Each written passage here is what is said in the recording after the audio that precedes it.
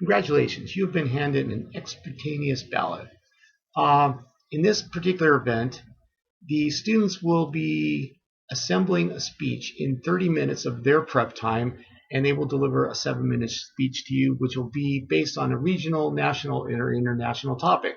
What the speakers do is before you see them, they will assemble in another room where the first speaker will be given 3 prompts that they can choose and work on. 7 minutes later, the next speaker will, and so on until everyone in the room is creating. So when the 30 minutes are up for the prep, that first student will come to your room and they will deliver a speech that will somehow be contained with politics, policy, economics, or any other important issue of the day. The speech will have an introduction, a body, and a conclusion. And the speech will basically contain the answer to one of the questions that they decided to use. It will be organized, interesting, and factually correct. They will cite evidence in the form of citations from newspapers, magazine articles, websites, which you will orally hear in their speech. They will be allowed to use one 4x6 note card if they wish for notes. They will deliver good delivery skills during their speech, and the maximum length of the speech is 7 minutes long. When the speakers arrive, they will arrive one at a time.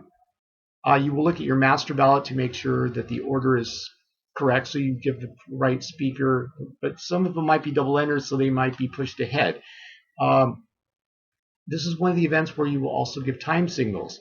You will set your timer for 7 minutes, and then at about the 5-minute mark, you should start giving the time signals such as 5, and then you go 4, 3, 2, 1. This is the C, which is 30 seconds, and then you will count down the last 10 seconds. At this time, they should be done with their speech. The speaker will begin once your timer is started, of course. So what should you look for in the speech? Well, the structure of the speech is as follows. They will give you an attention getter, which may have a little quick story, maybe a current event, something that you can relate to the prompt that they've decided or the question they've decided to answer. Then they will read the answer they will answer the question that they were given and give you an answer how they want to proceed with the answer.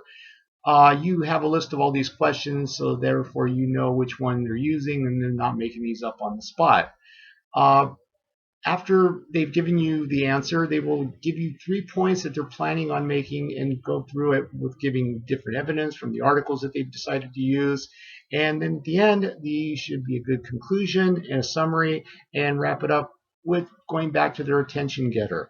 So what are you looking for in this particular speech? Well, of course, you're looking for a good answer to their question. Did they address everything? Was their attention getter relatable?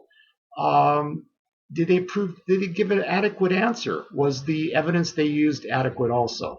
So some of the things you're looking for, of course, you're looking for not only for the answer, was it factual, did it prove their point, but you're also looking for delivery skills as well.